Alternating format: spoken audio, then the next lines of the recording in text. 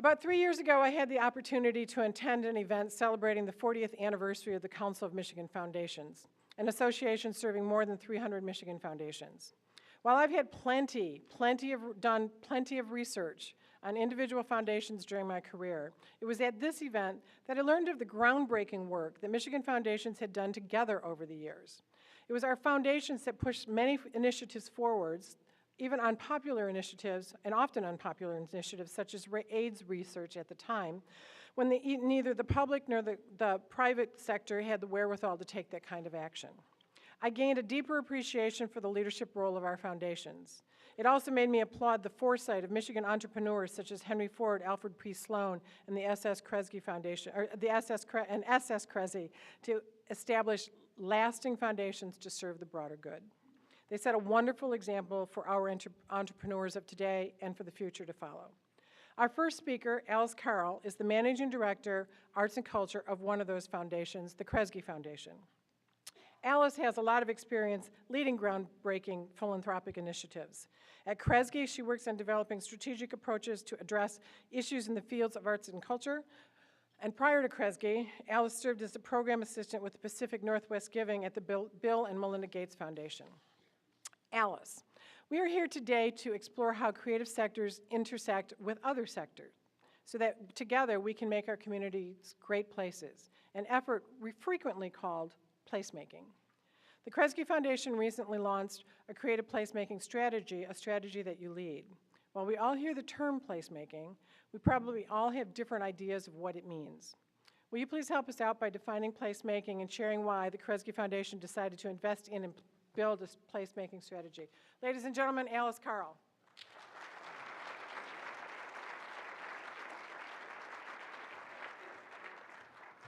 So good morning. Can you hear me all right? So thank you so much. It's really an honor to be here today to speak to all of you. This is a great turnout. It's very, okay, I see. Sorry. So I'm here to talk about creative placemaking, actually.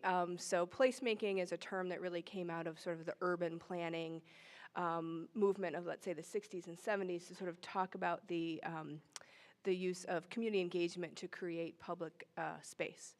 Creative placemaking is a relatively new term. It's not a new thing, but a new term to sort of that layers arts and culture on top of that.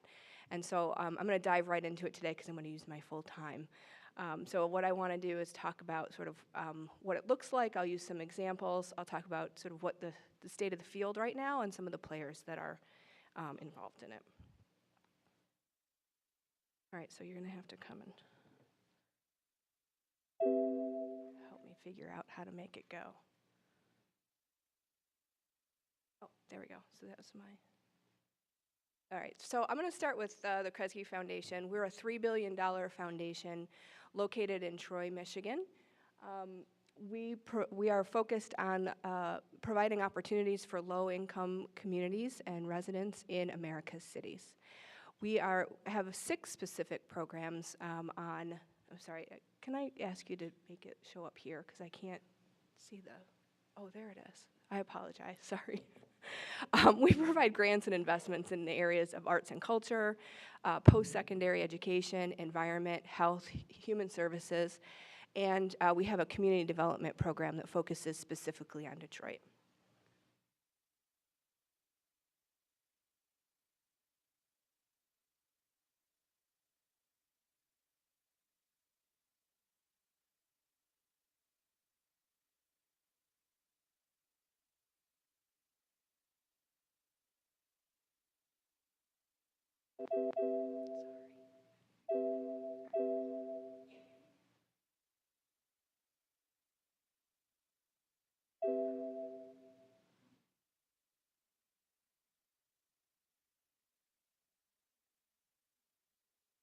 Okay. Oops, wrong way. All right, so we have these 6 programs, but we are not agnostic as to how these 6 programs work together. The Kresge Foundation and our president, Rip Rapson, is a true believer that the barriers to opportunity don't exist in silos, right? We don't experience our lives in silos. Instead, it's sort of the intersection of all the sectors and fields that come together. And so the foundation is trying to think about a new way of exploring solutions, the solutions that are holistic in nature, cross-sector, and cross-disciplinary. So when you think about those kinds of approaches, you don't always think about arts and culture, right? You tend to think more about housing or transportation or some of those issues that come in to bear. But we believe, the arts and culture team believes that arts and culture actually has a unique set of characteristics that can be brought to bear to dealing with our most intractable problems in low-income communities. It can help build social capital, both the bonding capital to help really connect people within communities, as well as the bridging capital of helping different kinds of communities connect with each other. It can advance community pride and identity and really make you have a sense of ownership around your community and ideally spur you into action. It can animate physical spaces, right? So specifically around aesthetics, which is one of those things that the Night Soul of the Community report really talks about, what connects you to your community. And then finally, it can promote economic growth, and that's where people tend to think about arts and culture when you think about adding that in, and we've purposely sort of put it on the bottom because we want to think about some of those softer inputs into community revitalization that are so important as well. But when we think about economic growth, you can think about, arts and culture does generate foot traffic, whether that's a festival or a performance or small business development. It definitely plays a role.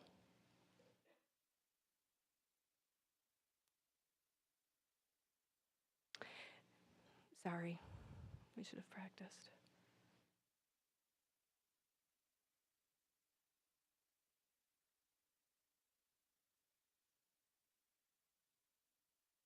It seems to be stuck. I need to go back. There we go. So given that, given the Kresge's Foundation's philosophy and our belief in arts and culture, the program itself, the Arts and Culture program, launched its creative placemaking work about a year and a half ago, maybe 2 years ago now. And what we're really trying to do is, I'm sorry, I'm having a really hard time. Okay. I'm missing something, sorry. To integrate arts and culture into community revitalization, right? So that arts and culture becomes as natural to community development as all of the other issues that you might think about, housing, transportation. So that ultimately the idea of creative placemaking goes away, right? And it just becomes part of good development. So over time, as we did our research, and as we've been implementing this, we have come up with sort of a set of creative placemaking tenets. And so I'm going to go through those quickly. First, they're it has to be outward-oriented and interdisciplinary, right? So it requires us, as Deb said, to get outside of our silos, to think about other sectors and how they work. And really, from a grant-making program, it required us to think about, well, how does the transportation field work? How does the housing field work? And how can we intersect with that? Let's see if I can. Second.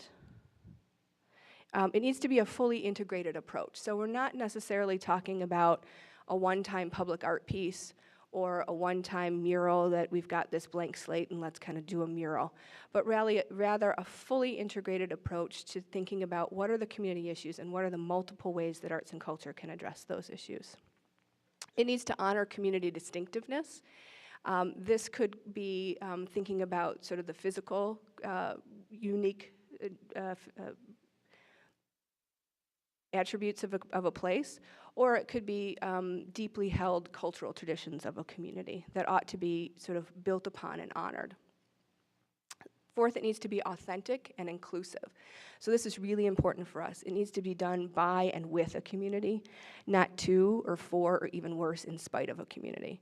This is deeply held for us because, again, we're trying to create agency among communities and have them feel ownership. And also for us, we're really focused on how do we make sure that the benefits of the creative placemaking activity is accruing to the people that live there.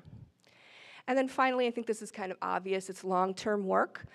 Just like any community development effort is, it's not a silver bullet, but we do believe it brings that extra value add that we think can contribute to cultural, social, and physical and economic change in a community. So with that, I'm going to move on to our examples. The first example I'm going to use is actually the North Shore neighborhood in Collingwood in Cleveland, Ohio. So this is a mixed income, mixed race community that was hit hard during it was years of disinvestment, of course, hit hard during the recession. And the story actually starts much earlier with a woman from the neighborhood who bought what was formerly like a Croatian fellowship hall and turned it into a music venue. And she started to book indie bands. And so over time, they started to see more and more foot traffic to come in and see these indie bands. And so the Community Development Corporation that works in this neighborhood worked with the community to create a long-term 10-year plan. And the neighborhood said, we want to work on blight and vacancy issues, and we want to use arts and culture as a driver for that. And so over the past X amount of years, they've been doing that through economic development and thinking about how to fill their vacant storefronts with creative businesses, and have been successful in that. So now they've got things like vinyl record stores there that build off the indie scene. They have a stained glass supply store. They've now opened this cafe, which at the time was new when we took this picture, but the cafe's been open. They've also done some work with the neighbors and doing some community art projects and mini grants to neighbors to actually do some work.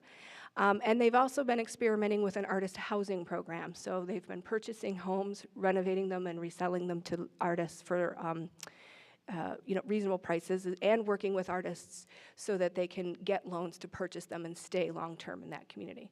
So I have a video of Brian Friedman, the director of the CDC, who will talk about the artist program. So hopefully this will go, or I might need help making it work. Last year, we were asked to submit by the Community Partnership for Arts and Culture, which is the regional think tank around arts. We were asked to apply for a pilot initiative to see if we can increase artist demand in a particular neighborhood if you do specific interventions, and then if that model can be replicable not only in Cleveland, but in the entire Midwest. So we were one of 19 neighborhoods to apply, and then one of 4 or 5 finalists. And then we were the selected neighborhood. So what we applied for and were awarded for was a $500,000 intervention that we call Collingwood Rising. The theme is twofold. One is making it more attractive for artists to move into the North Collingwood neighborhood, frankly, primarily around Waterloo. And B, then connecting those artists so they actually are an integral part of the community, that they're not just living kind of in an artist bubble or a small grouping, that they actually feel ingrained, they become part of the ribbon of the community, and frankly that the community perceives that the artists coming in are increased in making the quality of life better, improving the neighborhood. It's not just something that's going on in their neighborhood, they actually have some value in it and have some pride in it. I've had them come to my Lakeshore Beach and bring music to my kids down there, which the kids were just enthralled by everything that happened. Some of them had never seen really a bass guitar up close or a cello up close, and they got an opportunity to not only get up close and hear it, but ask questions to their little heart's content. They even helped the artists make up a song with using superheroes and all kinds of other crazy things in it. So yes, having art in the neighborhood is definitely a positive influence on everything for the quality of life around here. At the end of this process, this neighborhood will have gone to the next level of vibrancy. And then the neighborhood will not only start to meet its potential in the city and region, we think in the state and the nation, as an artist community of choice, a replicable model that you can do in other Rust Belt cities, a replicable model that shows the potential that artists can bring to any community when they're given the right tools to succeed.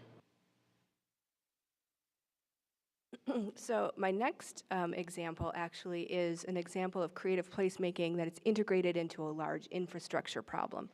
And this example actually is in St. Paul. It is connected to the rail line that went through the main business community of the St. Paul city. And so for years that the street was ripped up and the businesses along the road were going to lose business, right? And so what the Irrigate project did was train artists to work both with those businesses as well as the communities along the Green Line, which were traditionally sort of low-income and immigrant communities, to do arts intervention for a couple of reasons. One, to keep businesses alive down along that corridor, and to promote positive news stories about those news neighborhoods. And so I have a longer video, but they do a much better job of explaining how this works.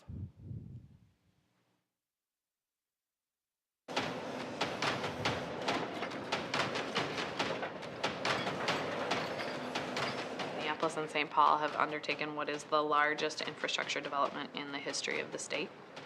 This is going right through the commercial heart of a city. People are going to move and businesses are going to fail and jobs are going to disappear. Irrigate will mobilize and train artists in community development and creative placemaking and activate hundreds of artist-led projects along the corridor that benefit businesses and neighborhoods. People have approached these development projects with sort of a very protective mindset. In creative placemaking, the conversation is completely different. It's at least an opportunity to move the neighborhood from always being in a protective stance to being able to explore wonder.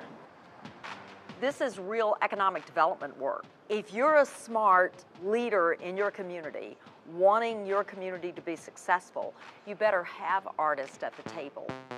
The projects that we've seen really break down into two types of projects. And the first is projects that very practically and tangibly are designed to increase business viability and business prosperity.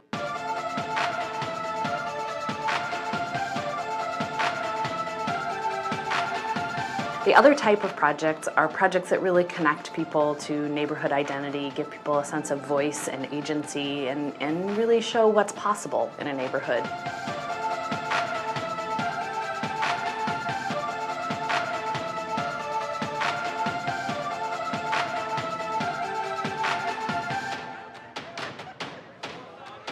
Before we go, benches are not just for sitting anymore. Sculptor Susan Solars created this bench made out of 270 PVC pipes. As we started looking at the column inches that were being written about those projects versus the dust and despair of construction, we started to say, my goodness, who would have thought? The more that we see those kinds of things, the more it influences the neighborhood, getting people thinking about the neighborhood as a positive space and thinking other people thinking about it as a positive space where they can come, they can spend their money, they can, you know, find a home, like all of those kinds of things.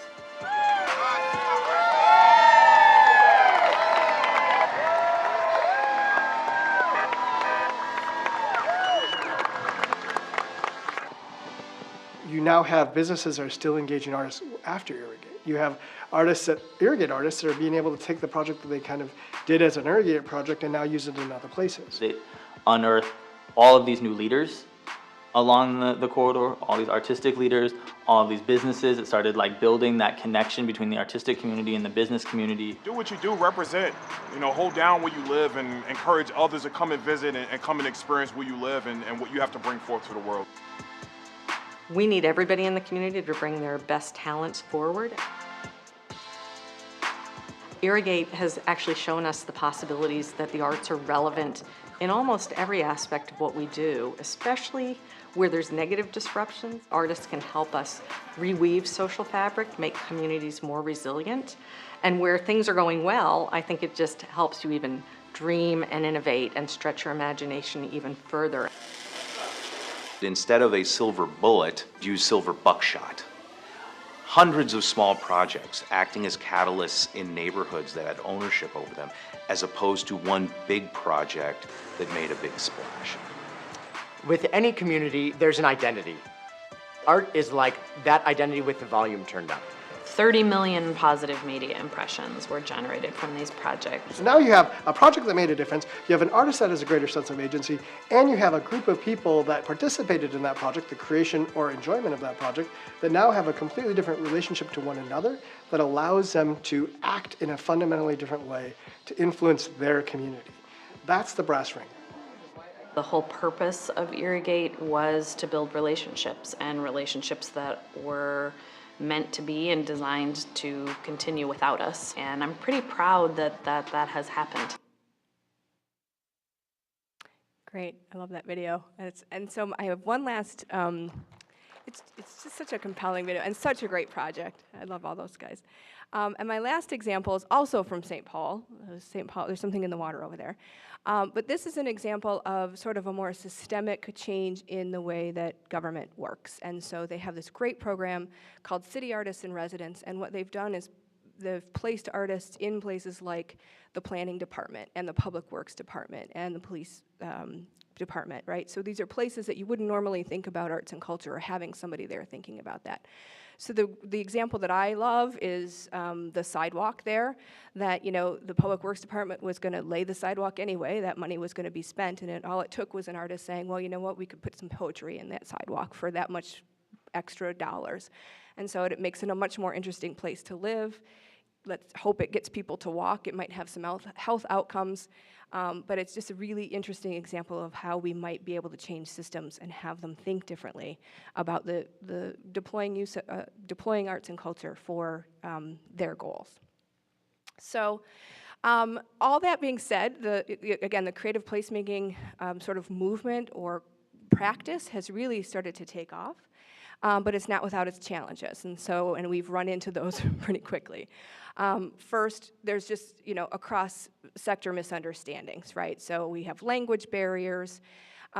People in community development don't necessarily even think about arts and culture, and if they do, it's sort of the big fancy thing on the hill. And on the other side, the arts and culture sector is not necessarily known for being that outward oriented, right? It's a pretty insular sort of self-reinforcing field. So gross generalization, but it's in general, that's what happens.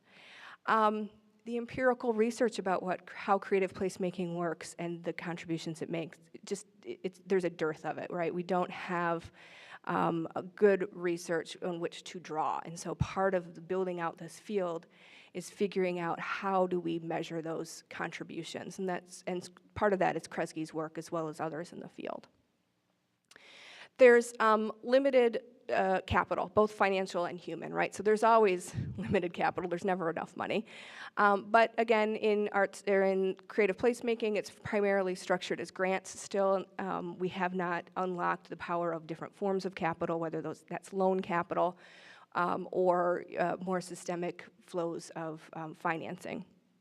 And then we've got human capital issues around, there's not a lot of people who live in that nexus of arts and other sectors, right? We've all sort of been brought up within our own silos, and we're reinforced for being excellent, having excellence in arts and culture or in planning, or you name it. And so how do we get more people who can live in that nexus, and how do we reward those kinds of folks? This says unsupportive policy environment. I think that's a little bit harsh. I think we have no policy environment.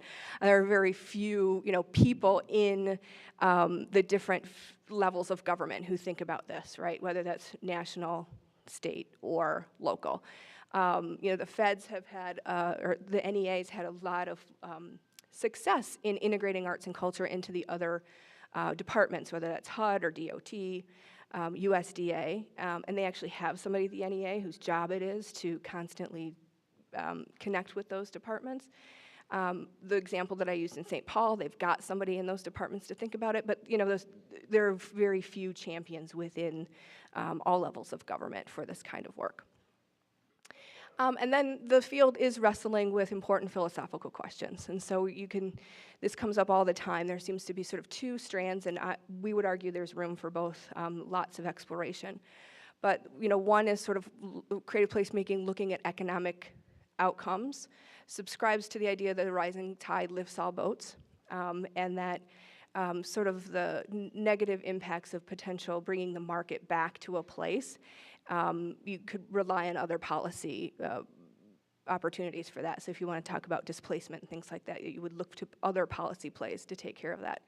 The other strand really is kind of focused on equity and thinking about how can the benefits accrue to the low-income people there. How do you make sure that it addresses that economic opportunity and socioeconomic opportunity strand or infrastructure. And so the good news is we've got lots of new players working in the field and working on these issues. I have to mention ArtPlace. ArtPlace is a national consortium of about 13 or 14 national foundations. It's a 10-year initiative to do what we're interested in, integrating arts and culture into community revitalization so that it's as natural to development as any other sector. You have Kresge, who is taking actually, I need to back up quickly. Over the last 3 years, ArtPlace has put together a very broad set of grants and examples of all kinds of this work happening all over the country. And so if you haven't had a chance, you should check out sort of their portfolio and the work that they're supporting. And then later this year, they'll be picking 5 or 6 communities to sort of work deeper in. And so there's just lots of learning opportunity with ArtPlace.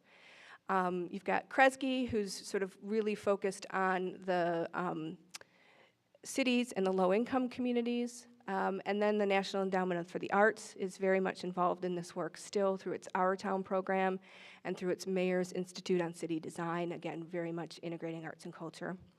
And then a new development just in January, the San Francisco Federal Reserve actually focused its community development journal on the issue of creative placemaking. And so this is a series of essays written by both leading thinkers as well as folks doing the work on the ground.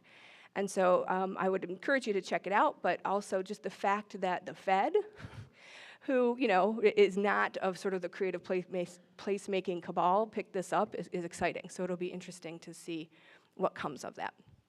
So with that, I want to thank you for putting up with my technological ineptitude, and just say, there's as many kinds of placemaking happening, creative placemaking happening in cities and in communities as there are people.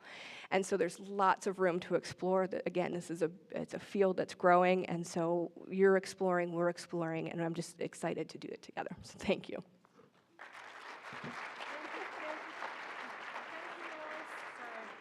That's all right. Okay, this still isn't live. I don't know what's going on with that. Okay, there's always, first of all, thank you. There's always the first person who's up that ends up dealing with the technical stuff. I'm sorry about that. Yes, thank you for doing that. And thanks for sharing that information about placemaking. I think the things that were exciting for me to hear were that it takes people working together, and it's a lot of small projects rather than that big thing that everybody kind of wants to latch onto. So consider that as you're thinking about what works for your community. Alice will be back with us during the living room conversation this afternoon. If you have questions for her, please write them down on the index cards. Staff will come around and pick them up. And our next speaker is going to be Sarah Triplett, and she will start at 9:15, so you have a few minutes to talk at your table amongst yourselves. And let's give it up for Alice one more time. Thank you.